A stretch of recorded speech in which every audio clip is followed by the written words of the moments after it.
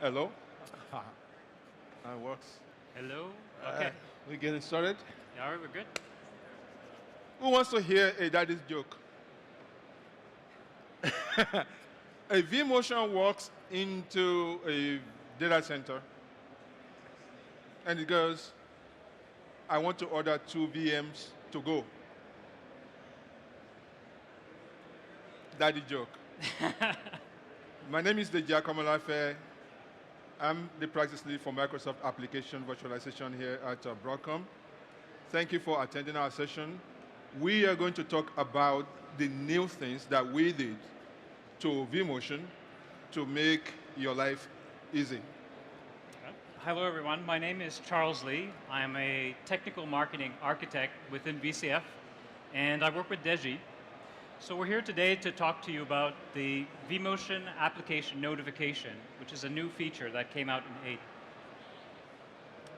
So we'll start with a rough introduction to vMotions, and then we'll dive into the vMotion notifications. So a really good place to begin is to talk a little bit about a vMotion. Most of us don't really think about vMotions. It's been a feature of vSphere for so long, and we can just take a VM and move it from one host to another. But an important thing to keep in mind is what actually happens when we do a vMotion. So in this case, we're moving a VM from a source host to a destination host. So what actually happens when we do this? So what we're doing at first is there's a preparation of the VM on the source host. What we're doing is we start copying the pages from the VM from the source host over to the destination host.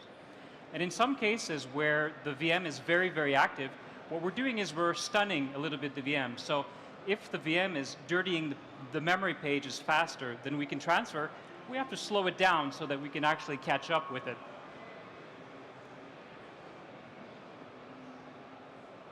During the second phase, what we're doing is we're pausing the VM, and then we're transferring that VM, the rest of the memory pages, from the source host to the destination host.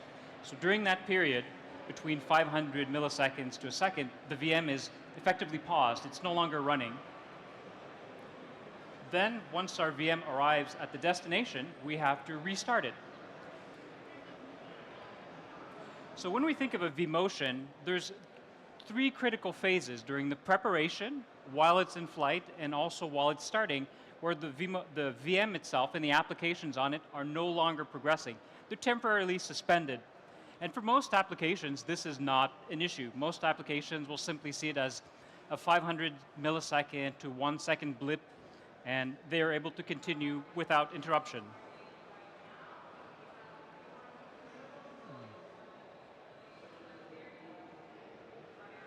All right, so the problem statement.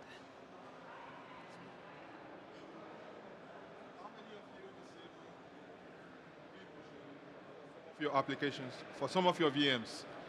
Several people do because of what my colleague mentioned. There are some timeouts when we stun that VM to restart it on the destination host. Now, this may not be a problem for most applications. However, some applications are very, very sensitive to those timeouts. So they fail over. Your SQL Server cluster, when you vMotion it, and it gets stunned and disconnects, and the transaction is ended, and people have to reconnect when it resumes on the other side. We have VoIP telco applications, high-frequency trading applications, distributed systems, and clustered systems. This has been a problem with vMotion for some years.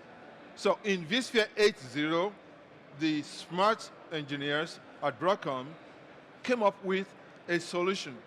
We need to address this because we want people to use vMotion. We don't want our customers to disable it. However, we don't want to interrupt their businesses. So we invented this new cool solution where when that vMotion walks into that data center and wants to order 2 VMs to go, we will tell that vMotion to wait. That is the application notification feature that's new in 8.0. We tell the VM, please wait, let's do some things. We can quiet the applications. We can fill that, whatever is the active resources on that VM to another VM, to a peer node, if it's a clustered node. We can increase the fault tolerance. We can do many things administratively while vMotion is waiting. And when we're done, we tell vMotion, now you go ahead and do what you need to do. Here is a graphical representation of what we are describing here today. vMotion starts. In vCenter, you go in there. The ESXi tells the VMX, looks at the VMX, is this VM configured for notification? If yes, we tell the VM, the application inside the VM, to do what you have configured it to do. Anything that you want to do to that application to avoid the interruption. That will happen. The VM will now prepare for the vMotion operation. It will send a notification back to say, okay, I'm ready. I'm done preparing. Now you can go ahead.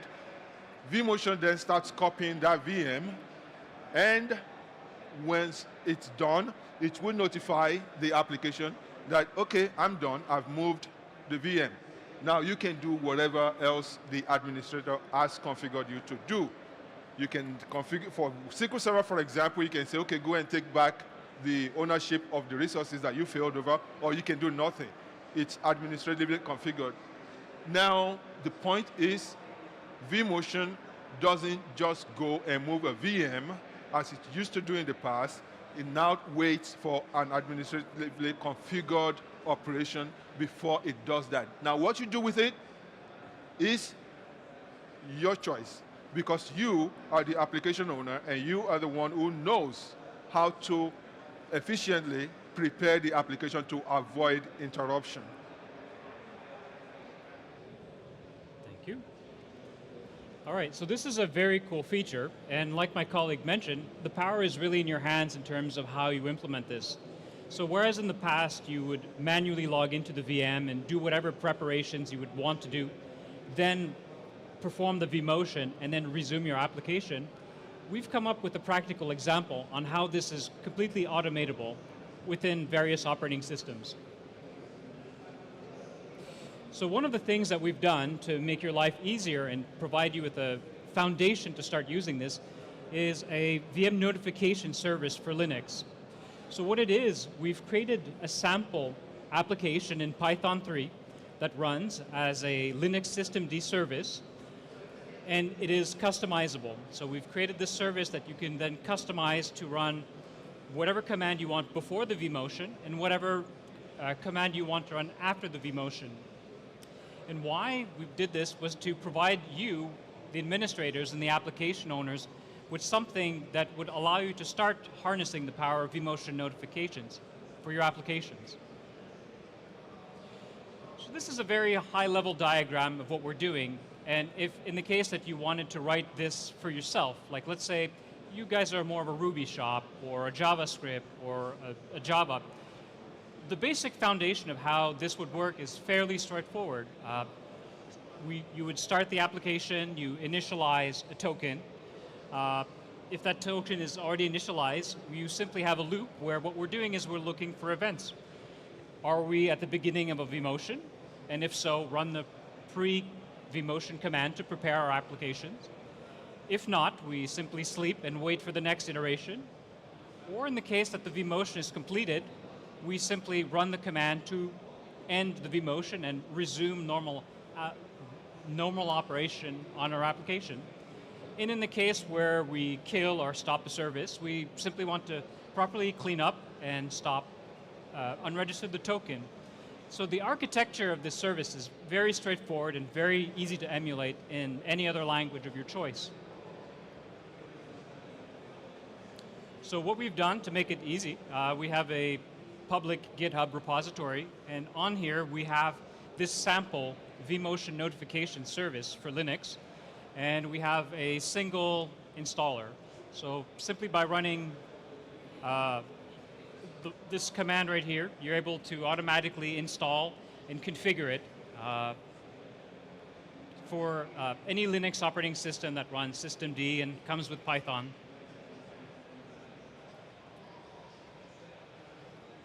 All right. That's the practical implementation for a Linux system. Before I go ahead and describe what we did with our Microsoft clustered SQL Server, please let me mention that we have a full session dedicated to this topic where we go in depth and we also show you actual demonstration of this implementation. I think it's tomorrow. Yes. Please, if you haven't registered for it, please consider registering for it. We go much deeper into the details. This is a very high-level introduction of this service. Now, going back, vMotion, as you used to know it, when you invoke it, it just goes ahead and moves a VM. It doesn't care. It doesn't know what's happening inside that VM. That's been problematic for some of you for latency-sensitive applications. So what we are doing in A0 is we're giving control to the admins. When you can configure that VM to say, if a vMotion operation is invoked on you, I want you to tell the ESXi host, well, the ESXi host will see that you've been configured for this notification. The ESXi host will wait for you to do whatever you, the admin, has told the VM to do. And then once you're done, vMotion can continue. The control is in your hand.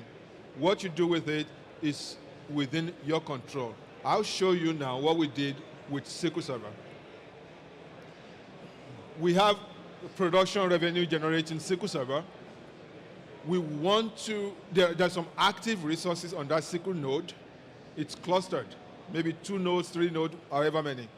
It has an active resource on it. We want to move it for any reason to another host, maybe to patch the host or to perform any other administrative task. We cannot tolerate downtime. We don't want the stone to interrupt our operation.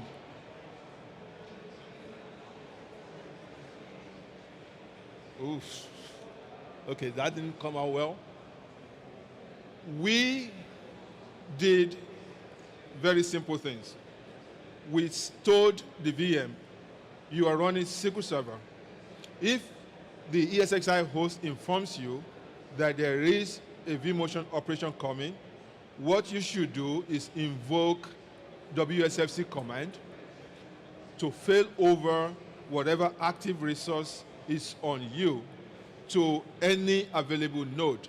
It's a very simple PowerShell command for WSFC, for Windows Server Failover Cluster. Once it's done that, now it doesn't have any active resource on it anymore. It sends notification back to the ESXi host and says, I'm ready. The ESXi host now takes the VM, does what vMotion usually do, copy the state of the VM gradually, gets to a point where it's ready to move, then stuns the VM and teleport it to the destination host. Remember, there is no active resource on that VM at that point. There is no interruption to your service at that point. When that VM is done being moved, it will send notification back that I'm done. You then configure whether or not that VM, that SQL Server, joins the cluster or doesn't join the cluster. It's up to you. You can tell it to go back and join the cluster, which is also a very simple Windows Server Failover PowerShell command. You can tell it to take over the resources again, or you can just tell it to go to sleep. This is what vMotion app notification does. We have this sample PowerShell script with extensive documentation of how it works. You can download this. You can modify it to your own use. You can do whatever you want. It gives you a baseline, a starting point to be able to take advantage of vMotion app notification.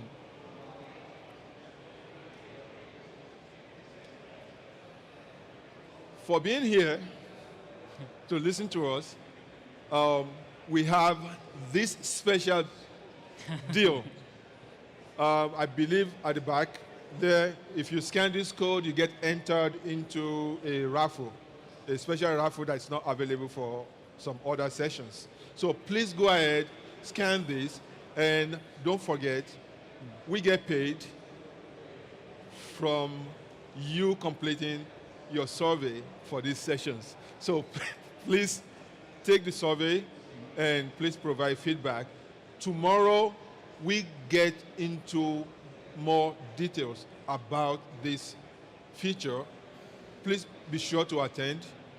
We show you demo, and we show you actual failover, failback, and the Linux implementation as well. Yes, question. What time is our session? Tomorrow, excellent question. Let me check. I should know this, but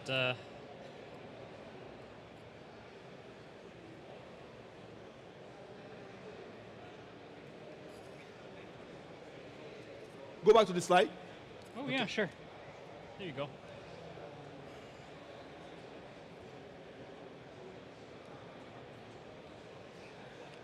What? 12?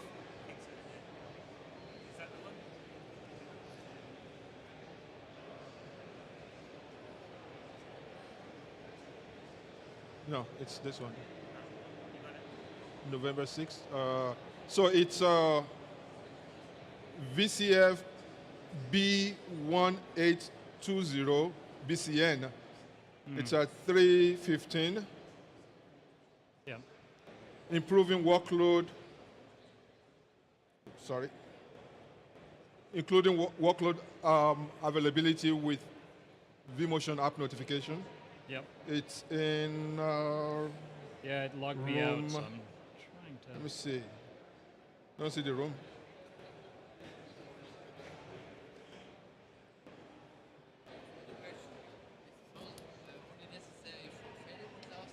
No, it's not. It's not necessary only for failover cluster. It's necessary for any VM that runs latency-sensitive applications Yep. that cannot tolerate stunning. Always on is fine. Yep, A- clustered. Anything that. Sorry. Yeah, clustered applications. So for example, one other application that I've used is CockroachDB. It's a large clustered database. We did a lot often SQL Server with always on failover. You can u- vMotion. So- And it we didn't have problem. They don't have problem. No. If your application doesn't have a problem, you don't need vMotion application notification. Yeah. This feature solves a particular problem. If you have applications that cannot tolerate vMotion or stunning, Yeah. this is what you do. This is Yeah. the fix. Yeah.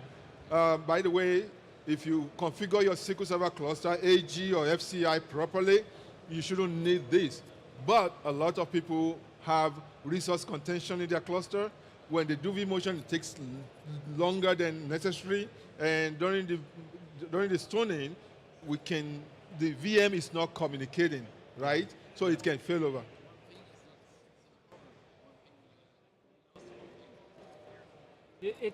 Some applications are a little bit more sensitive. If your So application, sorry. Yeah. So some applications where you're right?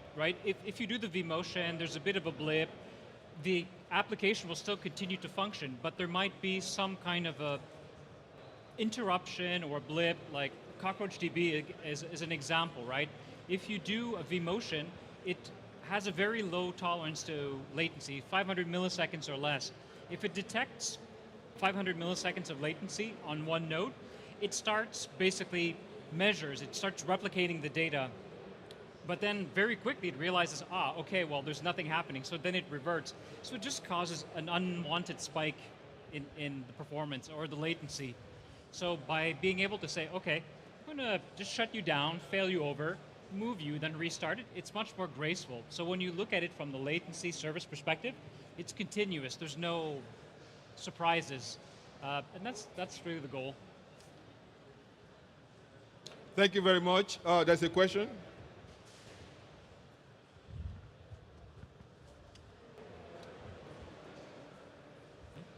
Yeah. So, is it possible to run the application notification on a separate host rather than the one you're migrating? Because we have appliances that don't have a capability to run custom service on. So, yeah. Did you get the question? Yeah. So the vMotion notifications. What was the question? It's basically if you can run the vMotion notification on another host or in a separate cluster. Okay. Yep. So we didn't get into details about how it actually is configured. If you have time, we can still do that. It's simple. You enable vMotion notification on the host. You set a timeout for that host to wait for the VM to respond. And then in the VM, you go in and you set a timeout within which it has to respond back to the ESXi host. And then when you configure the host and the VM for notification, they get streams of notifications through the VMware tools. Yeah. So the VM is getting information from the ESXi host through the VM tools, and if there's a vMotion application notification, a vMotion notification event, it will see it in the stream, and then it will say, okay, I need to do something. That something is what you configure. Yeah. And when it's done, it sends the event notification back on the stream to the ESXi host. So all the hosts that will have that VM or that VM that can land on, all those hosts have to be enabled for vMotion notification. If you don't have vMotion notification enabled on that host, it won't notify the VM. Did I answer your question? Yeah, it's a cluster level feature, right? So you basically enable it on all of the hosts in your cluster, and you also enable it on the VM, and you basically say, this VM, I want to notify it, and then your cluster is configured to send those notifications. And again, please remember, we go into more details tomorrow. So, question? Yeah, the question is that if the VM is closed, you cannot edit it, you cannot access to it, like like an appliance, right? Exactly, that was the question. Does the appliance have VM tools installed? Yeah, might be. So everything we're talking about is done through VM tools. Yeah. So I'm editing VM tools, not inside the VM. Yeah. The script you are showing, it's running inside the VM. Correct. Question was, is it possible to run the script from another VM? No. So if the application is closed, you cannot actually run it inside the closed. You are correct. So if you have like a closed source appliance like Palo Alto Network, Firewall, or something of that sort, they would need to install that capability. They would need to install the script and enable it. Now, enabling it you can enable it on the host. You can configure the VM. You can say, well, the notification is going to be 300 seconds, but the actual script running inside is inside the VM because that's where it's going to act. Yeah. So,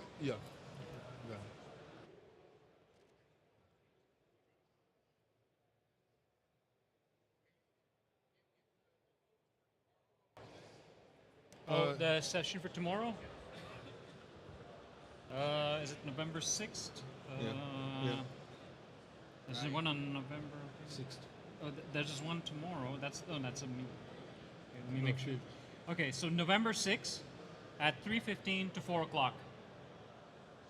And the session is VCF, B as in Bravo, 1820 BCN.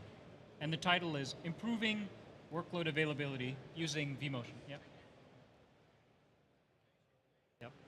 If you have questions, like we are really scratching the surface here. I mean, we are flying 35,000 feet at 1,000 miles per hour. We get into very deep details tomorrow. All right, thank you very much. You've been very gracious, and please don't forget the survey.